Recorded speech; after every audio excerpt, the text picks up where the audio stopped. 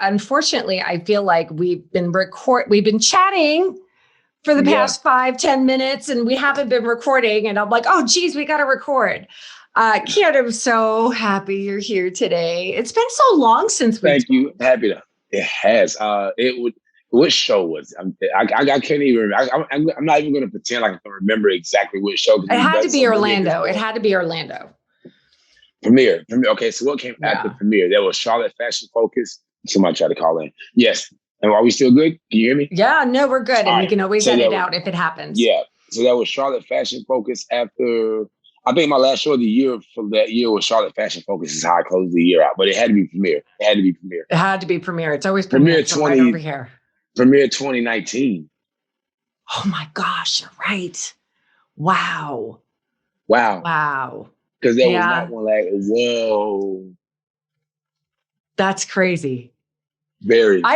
I'm really excited that you're here because I feel as though I have wanted to talk to someone about barbering and about things that people need to know when they go to the barber. Because as you know, a single mom of 3 boys, back in the day, normally I would bring them to a salon, but barbering is a different beast. Like when I would cut men's hair, it was usually scissor over comb. I didn't really I wasn't really as brave with using, a buzz or anything until I actually watched you. And I've gotten much better about it. But, there's such a lingo. And I feel as though a lot of young people and even older are coming in and they don't even know what to ask for. So I'm hoping we can unpack a whole lot of stuff. Yes. Well, we can unpack a lot because barbering is my thing. Kind of do it a little bit. Just a little bit. Just a little bit.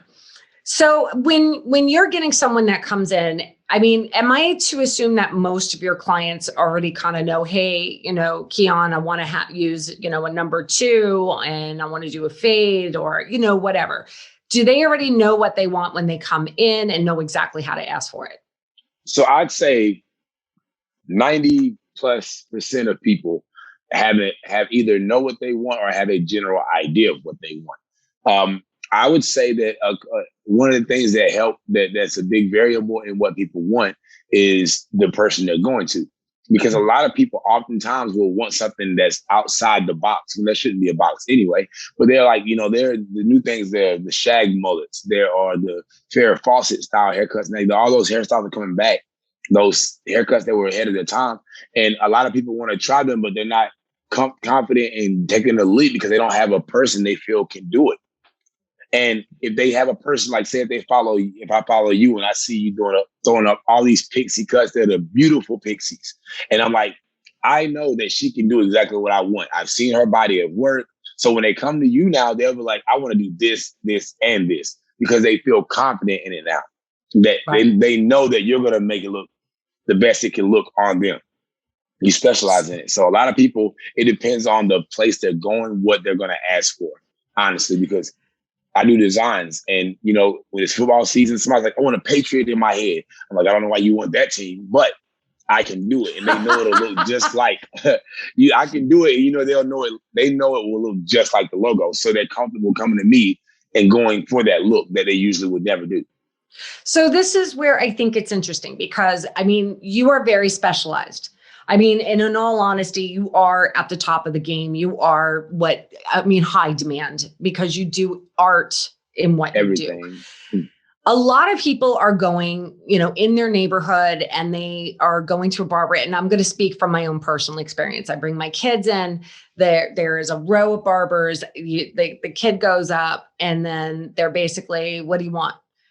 And that 5 minutes later, they got a haircut, they're gone. There might be a picture where they say, which picture do you want? But I think it would help a lot of people if they had more of a base knowledge of what they should be asking for. What's the difference between different lingo? So let's start with something as simple as what is the difference? Like what exactly is a fade? And whether or not a person should be asking for it. All right. So that is one of the biggest things that people do. And that's the most common mistake, honestly. So, and I'll say this amongst single mothers is the biggest common mistake. For instance, a perfect client. I have a client named Micah. He's a little kid. He's no more than 3-4 years old.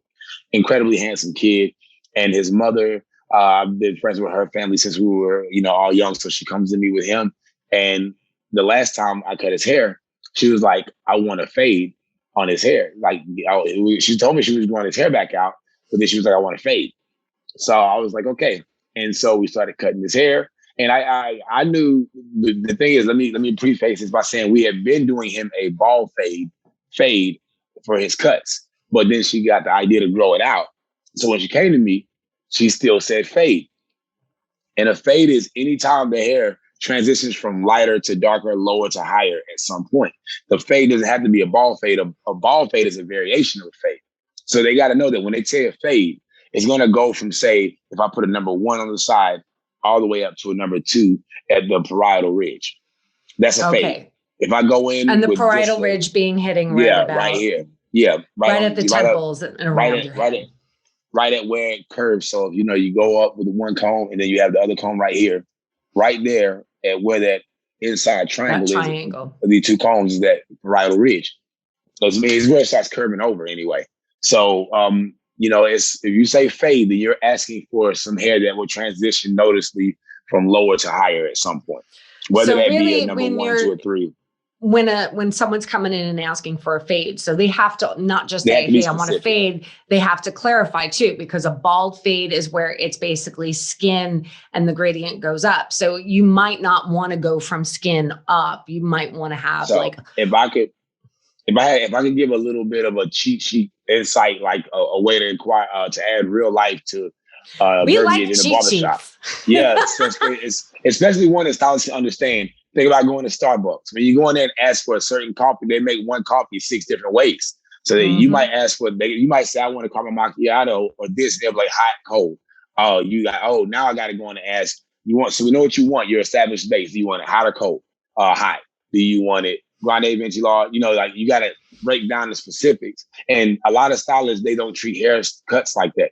With us, if he comes in, he's like, one of the things that I feel like as barber we should do is it ties into personality too. Like, you gotta be a people person and want to talk to people, because when I'm doing that, I can ask them like, hey, how you doing, man? I see you getting ready for the weekend. Oh, you gotta get cleaned up. What do you want to do?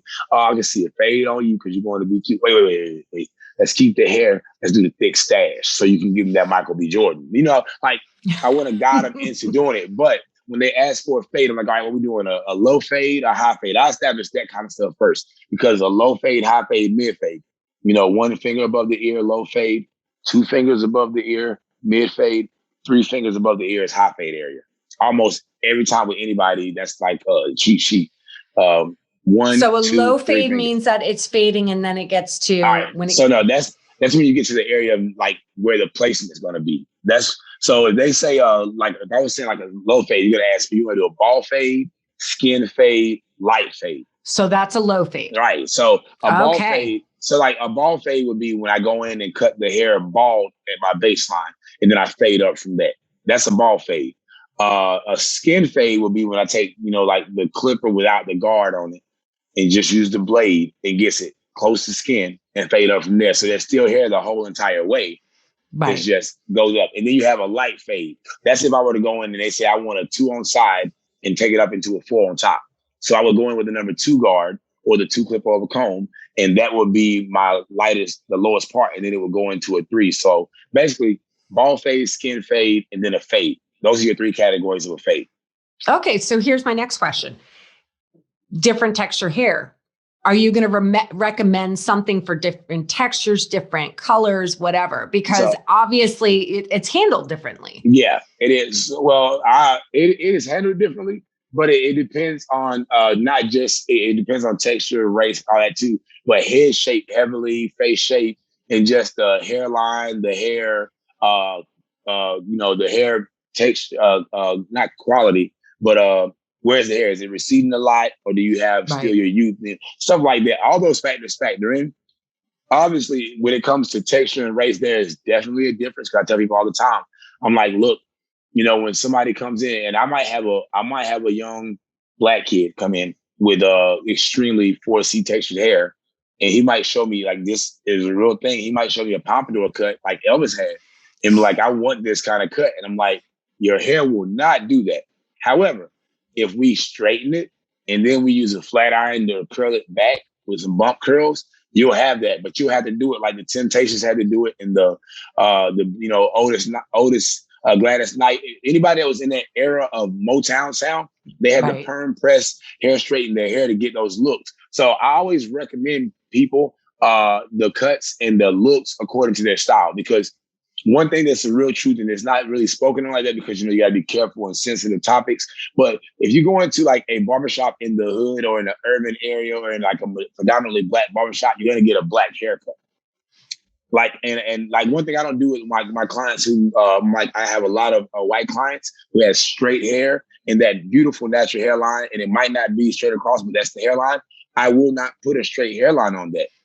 Because like, that cut, it may look good with a sharp and defined curve inside, but this right here will leave natural. However, I have sometimes someone come in and show me a picture and they'll want that. And I'm like, hey, with your hair, it's going to grow back in like 2 days. And you're going to have that greenish gray looking grow back because your hair is not meant to have that specific look. Mine does that straight across, down. In urban areas, it's all about curves. It's all about geometric shapes, straight lines, sharp, bold beard line, bold hair curve, bold, sharp lines. When you see like those cuts online of African-American guys and they have that super sharp hairline, that's what it's about. Versus seeing a traditional style cut with like a pompadour or executive comb over, it's all about that soft, natural look. So when they're doing the edging and everything like that, is it usually like a choice, or is it something that you go with the natural hairline and just work it out from there? It's both. Or shape of the face. It's both. It's all three, but it's number one. I can tell you right now, almost 98% of the time, anybody in the urban community, African American with this type of texture of hair, if you don't give them a sharp hairline, you will not have a return client. Mm-hmm. If you don't give them, it's all about how sharp the hairline is and the beard and that taper. Like when somebody's looking at it like, man, that line is tight. The movie's Barbershop. Everybody, predominantly Jalen Rose, the basketball, Jalen Rose, he does all the commentating for basketball and stuff like that. He used to play ball. Him and Kobe Bryant was like competitors. Mm-hmm. His barber is up in up north, and he's like known as now like for being the celebrity with the cleanest haircut. And it's all about those sharp defined lines and that bold beard or goatee line. It's all about it. And like that, it's not so much of a choice as a requirement in that side of haircutting. The same way when you're doing like shear work, it's all about being able to blend it. Unless it's a look that's meant to be choppy, you want a smooth blended transition. That's why you got texturizing shears, and then you got dry cutting shears, and then you got 6-inch shears. You got to make that look connect. With a pixie like yours, unless it's disconnected intentionally, you want the haircut to connect. In the barbering community on the urban side, you want a bold hairline. You want it completely bold and sharp. Funny, and defined. when I used to cut my dad's hair and he would ask for a navy haircut. The man had whitest hair that you've ever seen in your life. And anytime I would get that really, really tight on the sides, completely see-through. Yeah. I could use a 1 or 2 guard on there, and it was like he had nothing. You just reminded me of a meme I seen that is probably the funniest meme ever.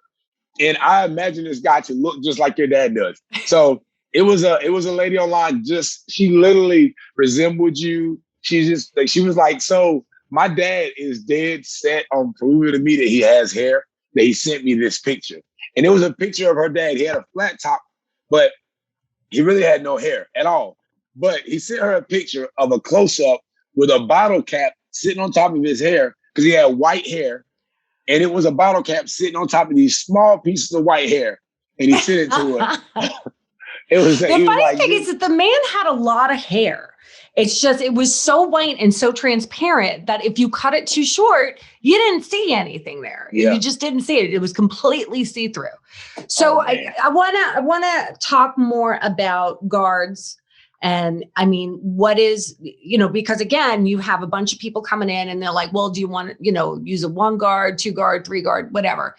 I feel as though most people that know already what they want, it's because they've already been to a barber. They've had that discussion and everything. But let's talk about someone that is a newbie that's coming into a barber and they want to make sure they're not messing this up. Got it. Right. So, we're talking about the guards and verbiage now. So, the guards, the coolest thing about the guards now, I am a wall user, right? So I am all wall. I don't knock other brands. I actually will try other brands out for the sake of giving others feedback, but Wall is my go-to. Now, Wall is one of the only 2 companies, or maybe 3 now because everybody's following suit.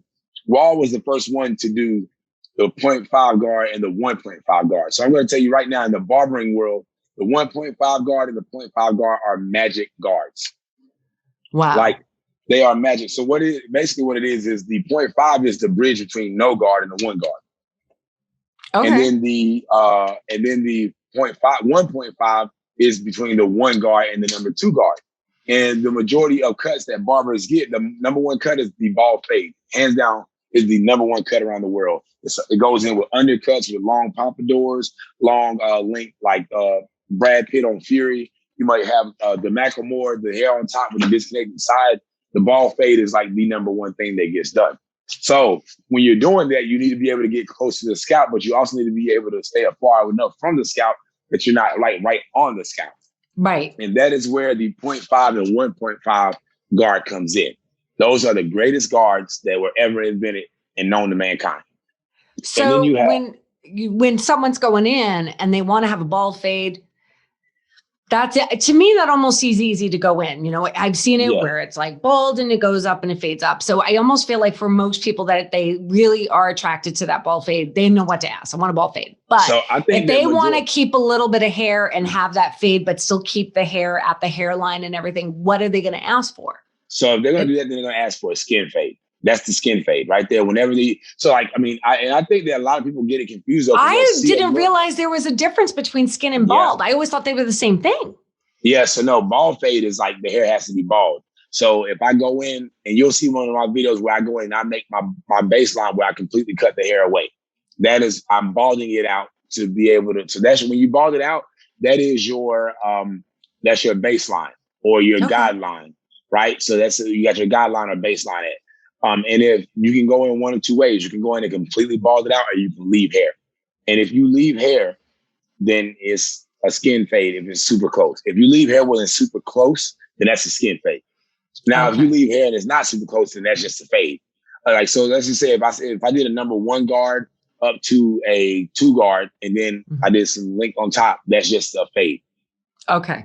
Okay, that actually clears up a lot because I didn't realize there was a differentiation. So anytime I'm using, basically like with that cut, I'm using all guides.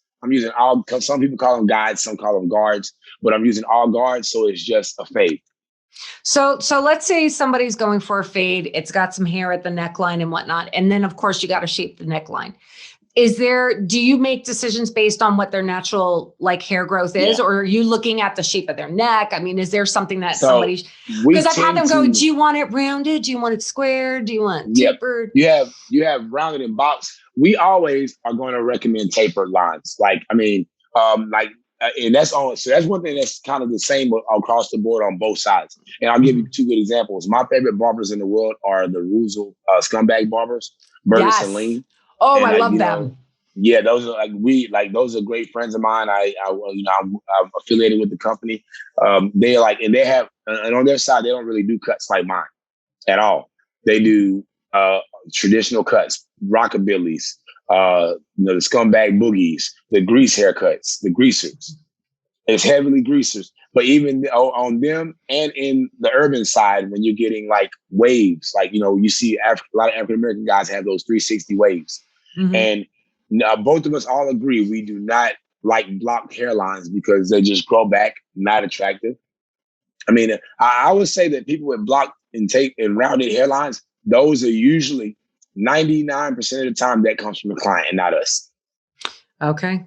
That's fully a choice by them. And I can tell you the one person that does it the most on my end are the guys with waves, the clients with waves, because they're obsessed with getting their waves throughout their entire head. So they want to keep that. They want to keep that there and just have all of their hair intact.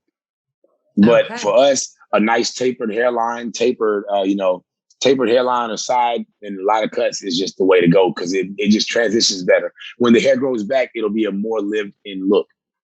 Like, a lived-in hair color. Like a balayage is a lived-in hair color. You can balayage somebody right now and a year later and see it and it still looks good. Right. So tapering out their hairline is a lived-in. So if a client comes in right now and they get a fade and I taper their hairline, that'll be great. I mean, I'll round their hairline off. It'll be great. But in the next few days, you're going to see the parts that I cut off really visible versus just tapering it out. And it'll all go back in its natural and natural placement. And it'll look lived in. It'll look lived in. So you get more longevity by tapering out, always. More longevity. And it creates more depth in the cut. It can expand the hair. It can expand the neck or shorten it, depending on how you do it. It's such a special tool to do when you're tapering. That's a great piece of advice, and also for people to listen to their barber. Yeah, I feel like a lot of people have trying to kind of sense the surge of like when they feel like they know what they want, they feel like they know what's best for them. Mm. Like with the whole COVID thing, everybody thinks they're a doctor now. Facebook Medical University. I went to Johns Hopkins at Facebook University. Okay, I know what I'm talking about here.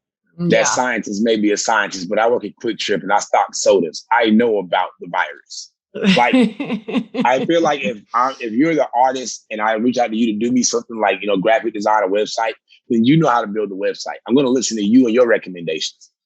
Right. And, I feel like us, like, and the thing is, we, in Unpopular Nobody, John, John Mosley, a good friend of mine, he said something that was at a class one time that was really pivotal. And I don't know if he said it. He said that people go to a doctor and they get a prescription, right? They get a diagnosis and they get prescriptions prescribed.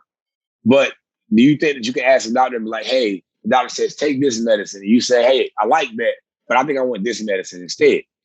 You can't do that. You can't tell a doctor what medicine is best for you. Right. So when it comes to a barber, how can they tell us what's best for their head and face shape and their neck line and what will do the best versus us telling them, hey, this is what's going to be the best overall. Trust me with this. This is what I went to school for. This is what I specialize in. And if you want the best result I can give you, then let me give this to you. I can do what you want, but I think making these alterations will make it perfect for you. And a lot of times people will come back and be like, why don't we let them tell us what medicine we should give them? I mean, again, it's their hair. We got to let them give the basis of it. Like, hey, this is what I want. This is it. But overall, I'm the one that specializes in it. To be fair, you haven't even met you yet until I show you. I have clients who I give a haircut to, and they'll be like, my hair's never looked like this. And I'm like, hey, nobody's shown you yet. Yeah, isn't it an incredible feeling when you're able to do stuff like that? I mean, as a stylist, right, and I'm pretty sure you can attest to this. How many times have you had a woman come in that wanted a trend, like the gray hair or the chunky highlights or whatever? And you're thinking to myself, like, long hair doesn't look good on you at all. It's covering your beautiful face. It's making your forehead look bigger and all of that. If you went with this short haircut, I promise you would know and meet a new you. Yep. No, it's happened quite a few times. And it's such an empowering feeling when they and it's eating you inside too. Tell me like as you're doing something, tell you like, I just want to chop all this off. Like a bob will set you off, lady. A bob will set you off. But you're hiding all of you up under this. Like get a nice I happens to me all the time. I be looking at guys. The one thing that guys do the most in a barbershop, and every barber can attest to this. A lot of guys will come in and show you a picture of like Rick Ross and be like, I want my beard to be like that, so I'm gonna let it grow in. I'm like, you got 6 strings on your face, and you want me to make that picture. Okay, so this is a good segue. The hair beards. Let's talk about beards actually. The beards. Because I feel as though, people are still trying, like, I know of a lot of people, especially during COVID, and they weren't going into offices and stuff. They were growing out their beards. They're kind of digging on it. They want to really maintain it. I mean, do you do shaves or do you do shaping for beards? Oh, as well? Yeah. So I sculpt beards. So I have a service on my app that's called Beard Blowout, Carve, and Sculpt. Like literally like a Greek statue. So I'll go in and I'll blow the beard out. I literally will blow it out like hair. I will round brush the beard and blow it out. Because what happens with a lot of guys' beards, they'll be scraggly because it's just going all in different directions. They never treat it like men don't treat the beards on their faces. Very few men treat the beards on their faces like they treat the hair on their head because it's still hair. And I'm like, when their beards are all over the place, I'm like, if you just get your, most of the time, you don't have to do anything to a beard unless you just get it going one direction. Because a lot of times you'll have hair going up, sideways, and it just looks like a construction worker who's been on the job all day eating oil-covered sandwiches, right? Yeah, I have to admit, like my son, Wolfgang, he has a full-on beard, and his maintenance was a lot different than, say, my boyfriend, who has more textured hair like you. And in fact, it was very funny because Wolfie doesn't get the ingrown hairs or anything like that. Like, how do you combat that and still, because that it is a big thing. Well, one thing I have my clients doing is I get them all. Like most of my clients have. My dog's having a dream over here. One thing my clients do is I have them with a beard straightener, and that'll help them. Like when they got to go somewhere, a date, interview, whatever. She is dreaming about something real, but they'll have. I know. Look at her. Look, she is like. She is. Oh, never mind. She's up. Never mind. She heard me coming. I give up. Anyway, but I'll have them do that. Like at least take this oil, take this. I'll teach them the regimens because it's no good if their beard looks good when they leave me versus when they're at home and they can't recreate it. Exactly. So I'll show them how I'll get them to train it with combs. I'll get them to have that beard straight and they can really plug it up. It'll heat up in like a minute. And they can just make a couple passes through their beard and it'll just smooth and lay down. And then they can just get a little bit of balm, smooth that. Get a little bit of oil, glisten it, and then go on. And can take it and just smooth it. That's one of the things. And a lot of my clients invest in that too, because when I use it on them, and what I do is I just use it on them. That's all I do. I say, use it on them. And they'll be like, what the hell is that? My face felt warm and my beard is like, and it's sold itself. Because all I'm doing is showing them how to keep their hair up. And then I'll show them with the brush. I also show them with a blow dryer. I'm like, you don't even have to have this. You can just take a brush or a comb and just get that blow dryer and then go like that and make it go one direction. And you'll look a lot more tamed than anything. And on the bottom, I'm like, really, you just go like that. You can tuck it under and you got a nice beard now. So what about the growth that comes in and you're getting like the ingrown hairs and stuff like that? I mean, what is the best solution for that to avoid it? Even with shaving in general. To me, that's a good segue to esthetician side of things. Because I tell them, ingrown hair is nothing but hair that can't break through the skin. Right. For whatever reason. And a lot of times the skin will be too tough or whatever, because some guys will shave it and it'll be abrasively, roughened. And the hair, when it goes up underneath the scalp and it can't break through, it'll just curl up. Yes. And then they'll push the skin up. So I tell them all the time in the mornings, take you a hot towel and just hold it, run a hot rag up under the sink and just hold it on your face just to soften the skin. Get a skin moisturizing cream. Just like I use, we use moisturizer on our face, just moisturize it. That way it's softened. You want to just keep that skin softened. If you just wake up in the morning and put a hot towel, that'll make the skin, anytime something gets hot, it gets more flexible, it gets softer because heat breaks things down. And if they do that, they'll just like hit your face with a nice little moisturizer and then go on about your day. Go on about your day because that's just going to soften your skin up. And if you keep a regimen of it, it'll help completely against those ingrown hairs. Also, the treatment of their hair, I'm like, listen, take and soften your hair up and that'll help. Like I get people to use number 6 on their beard like crazy. My son's obsessed with that. And the number 7.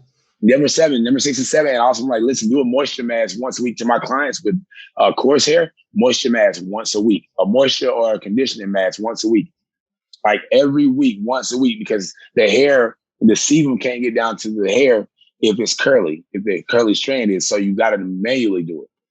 Do you find that men are more inclined to do these things than they used to? Because I feel like back in the day, it was like, no.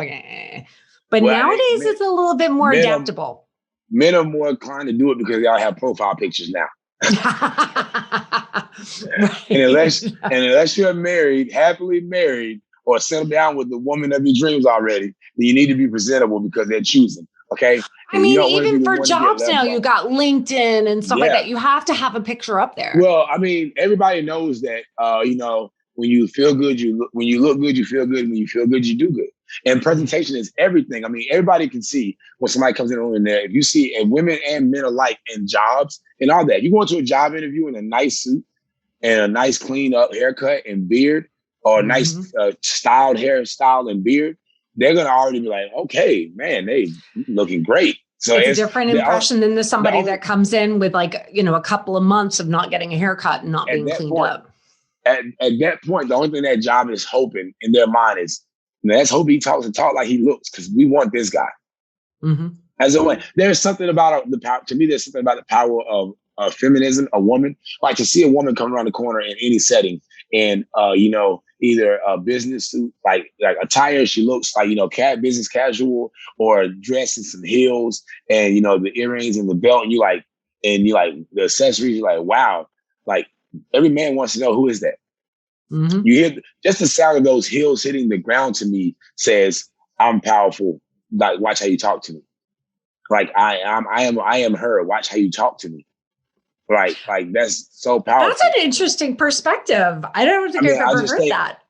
I just like, for me as a man who appreciates and admires like all of God's creations, obviously, but women I think just are like just incredible, and it's not any standard of size or shape or appearance, but the fact that women bring life into this world, something a man couldn't do, can participate in, and women still can do all the things that men do, and they do them while breaking stereotypes about it, and then they just own their look. Like a woman can be sitting at home in slacks and an oversized t-shirt and no hair, like your hair all over the place, no makeup, and just and literally remind you the next day. Go in the bedroom closet, get in the shower, go in the bathroom, beat her face, put on some clothes, and remind you why you drooled over her in the first place.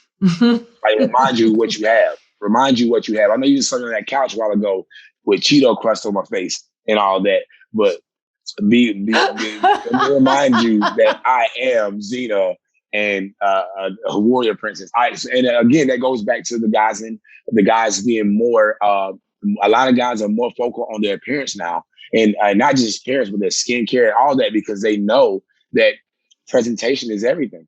Yeah, no, it's very true. Everything, because we all go off appearance.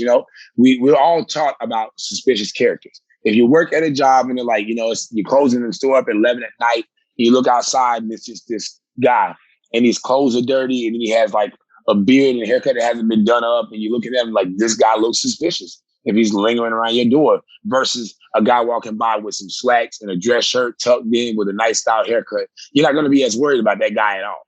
And it has nothing to do with racism or prejudice. It's the fact that it's 11 at night and there's a dark figure out there that looks rough and untamed. I might want to watch my back, versus that person who looks clean, tapered, like they have a life that matters to them. Look is everything. And people can say what they want about it, but they would be lying if they say that look doesn't have to do with anything. A look is everything, because you represent something. You're representing you. And it doesn't so much have to do with how you look, but it says that you care about how you look. That means you'll care about my business. That means you'll care about this company, because you're representing us. If Olaplex sent me to represent Olaplex on a big stage and I went to look like a hobo, that wouldn't be a good look for Olaplex. No. No. And it has nothing to do with I'm a black guy, or I'm a man, or I live in the South. It has everything to do with the fact that you're representing something. Act like you care. Show that you're really representing that. Show that you care about what you're representing. And if you're representing you, then show that you care about you. No, that's I think even the biggest one. I think in the long run, it is about representing you and show that you care, that you represent yourself. Yeah. I mean, so speaking of representative, though, because I feel like I'd be remiss if I didn't point this out. You've got a lot of stuff coming up, and you have an album coming up, and I would imagine I want you to represent here, Keon. Let's talk about this.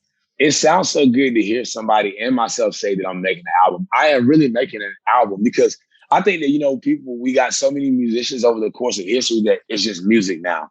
But I don't think like people know what all goes into that.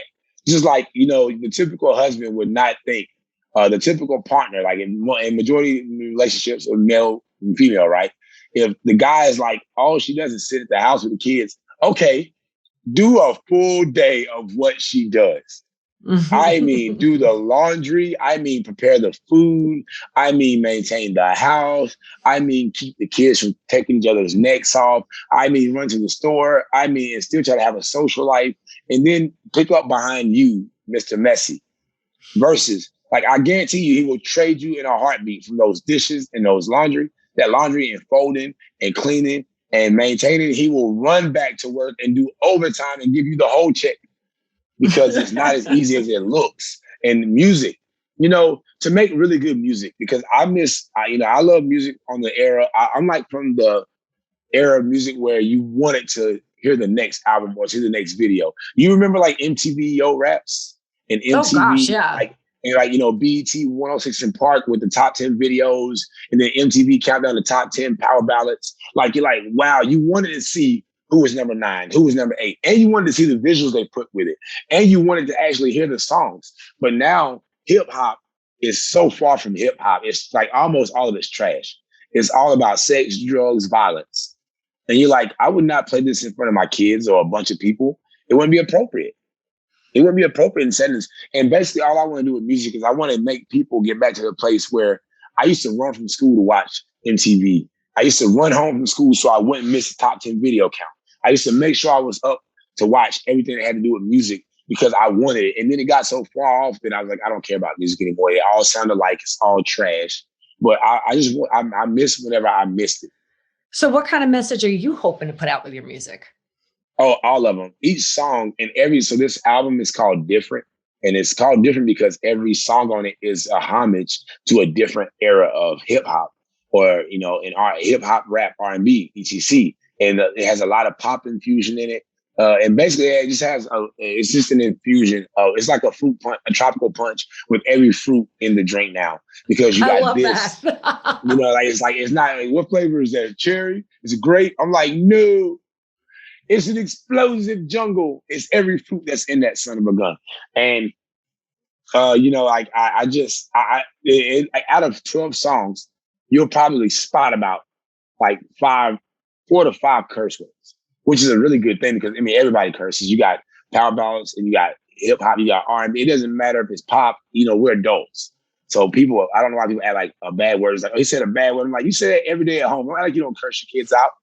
Everybody does it. Like every good parent is like, hey, get your ass in this house right now. So my message is I just want people to feel something when they hear every song. That's it. And, it's really good. It's got a lot of great collaborations. And then now I'm actually doing a lot more featuring on other people's songs, like one of my favorite people, Tangs. Yes. I'm always excited whenever I hear you're featured on one of his songs. So that is pretty freaking awesome. Choking on that water. Choking on that water. Me and Guy, like Tangs, everybody knows Guy from the hair world. Mm-hmm. And that's what he's known for. But the thing is, when people know you for doing something, they treat it as if that's all you can do. Yes. No, I agree. All you're supposed to do. Like whenever you you got a ball player in the NBA, or you got a woman who might, she's a chef. She bakes stuff. But then when they're like, you're like, oh yeah, I'm going to go out here and I'm going to do contested weightlifting. They'll be like, you're going to do weightlifting? I thought you cook. You're like, well, you know that I can do more than one. I'm allowed to do more than one thing. I'm allowed to have more than one creative outlet. And I love the fact that Guy uses his music to be Guy. I do find that lately in society, I think people are a lot more they box you fluid. in, they limit you. No, I think they're more fluid than they used to be. No. I feel like back in the old days, everybody kind of boxed you in and exactly what is it. And that's one of the reasons a lot of us have pressure to figure out what we want to be when we're young. So this way, okay, that's my path. But nowadays, I feel like especially the younger generation, everybody's just kind of like, no, you know what? I was studying to be a doctor, but really what I want to be is a barber, Well, I think so. What it is, I think people are way more fluid. I absolutely agree. However, I think that there are a lot of people who are afraid of change. And those are the people that try to box you in, that limit you. Basically, not afraid of change, but so there are a lot of people who are not being true to themselves and pursuing what would truly make them happy. Right. And so when they do that, you got people who are you tell hey, you know what? I'm thinking about starting a podcast. And they'll be like, oh, there's so much that goes with that. Are you sure you want to do that? Why is your first thought to make it negative and not uplift me instead of it? And those are people who are scared to chase their own dreams because they're scared of getting that question to that age-old answer. Am I built for it? Am I one of the weak or one of the strong? I think also, on people that are as talented as yourself or Guy, you're so talented in doing hair, you with barbering, him with, the hair color and everything, that it's for a lot of times really difficult to see someone deciding to take another path. They've been consuming all of this content on hair, and on that particular focus, that they're like, wait, you want me to look at this? Yep. Yeah. That's got to be hard. I mean, that's got to be hard. Do you I feel think, as though that, like, if it turns out, and I feel very strongly it will, like with the music that really does take off, do you feel like, that's what you want to be known for in the long run? So music is honestly my very first passion. I mean, 100% as a kid, growing up, art.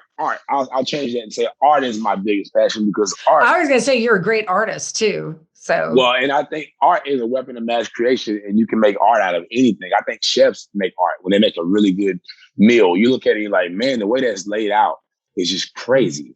Like, so art, cooking is an art, cleaning is an art. Building a house is an art. You laying out a form, laying wood down to make a design to build a house is going to have vinyl siding and stuff. Everything is an art. So art is a weapon of mass creation, and I'm an artist. And music, I feel like the world already knows that I can make art out of hair. I can use clippers and scissors, shears to make art out of hair. They already see me use a paintbrush and a canvas of some kind to make art. And I feel like if I can make you feel something with words, I can paint a picture with words. That's crazy. Michael Jackson stood on the stage and people passed out. He said not one word, and people had to be carried out on a stretcher because they knew the words he was about to say was going to touch them so much. That's crazy. That Prince, or one of the most incredible performances I've ever seen is the Live Aid for my guy. I just watched the other day. This Bohemian Rhapsody. Oh, I was going to say Live Aid. I know who. Yeah. I think Bohemian Rhapsody with Queen. When he did that song. I mean, when he controlled that crowd like that with words. Yeah. I just think that was incredible. Yeah. I just think that was highly incredible. Well, I am really excited for your album to come out, and it's going to be so good.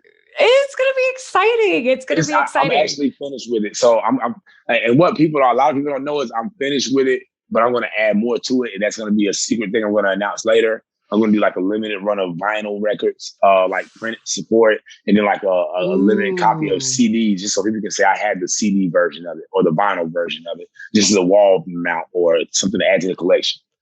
That's going to be so much fun. And I'm performing like, me and Guy are even talking about like, doing it at a Cosmophile show performance, or like performing, like how cool would it be for me and Guy to perform a song at Olaplex holiday surprise people? That's so much. Like, you can't say surprise people with that, because then it won't be a surprise. I mean, but obviously it's not going to happen. But wouldn't it be crazy? Come on, is that guy floating down on angel wings right there? Is that Keon coming out on a motorcycle like Evel Knievel? That sounds like a lot of fun. But the music is definitely like everybody can stay tuned to like my social media platforms, because I'll announce it and it'll be on every streaming platform, every one of them. Well, we're looking forward to it. And I'm really grateful that you came on today, Keon, because I think this is going to be so much information for people to have and bring to Barber. I'm going to use it. Thank you. So thank you so much. And you know what you just made me think about? I'm actually going to cater a post with haircuts and terminology and verbiage for the Olaplex users forum. For people to like stylists to know, like, this is like, I'll make a picture with the cut and I'll break down the aspects of the cut, put some lines on it so they can know, like, oh, so that's what it is. I'm going to put fade, skin fade, ball fade, like, and break down the verbiage, because I feel like that'll help them. I think that would help a whole heck of a lot. Thank you so much, Keon. Yes, I'm going to do that just for you, because you led me to do it, so I'm going to do that. And I feel like it helps. Like, okay, this is what to do when you go in there. Take this guy and show them, I know what I want now. Right? I want my son I want him to have a tapered skin fade. And I would like it to go up to a number 1 on the side. Hold the extraness, and we'll be good. Just like ordering a coffee. Just like ordering a coffee. All right. You have an awesome day. And Thank you. And you too. You too. Thank you for having me on. Like we've all been friends for so long now. I look back at pictures and it always gives me, because every time I look back at pictures with the Goonies and all the plays, Jason's in all of them. And it always hits me right in the feels because Jason, I love Jason with such a heart. He was such a heart. Yeah. Yeah. And it shows me that we are definitely more than just a hair company and hair affiliate. It's like, this is really a family thing. I mean, this is all like, it's not, Olaplex family isn't a catchphrase. It's real. It is. It is. I appreciate you having me on. We're very blessed. I appreciate you having me on. And to watch the growth of so many people. Isn't it crazy to have so many industry friends? And when somebody will show me like a big hair person, I'll be like, oh, I know them. Like, I know all of them. I know all of them on a personal level. Like, all of my friends are bosses. And badass. It's crazy. It's crazy. Yes. Thank you for having me on, and I hope you have an incredible day too. I enjoy myself a lot. Thanks, Keon.